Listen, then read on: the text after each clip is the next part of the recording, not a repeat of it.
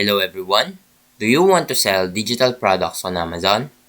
Today I will show you how to list and sell your digital content like ebooks or software on the platform. So now let's dive in. First, if you don't already have one, create an Amazon seller account.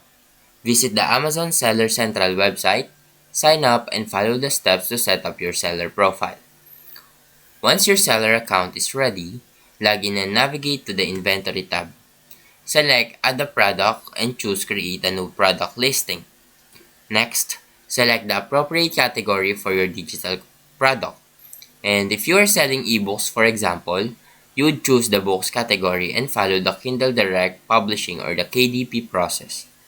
Now, it is time to upload your digital product. Amazon will guide you through this, whether it is an ebook, software, or other digital file. Make sure your file meets Amazon's format and quality standards. Set your product's price and complete the necessary tax and royalty details. So once everything is set, click Publish and your digital product will be available for purchase on Amazon. And that is how you list and sell digital products on Amazon. Now if you found this video helpful, please leave a like and subscribe.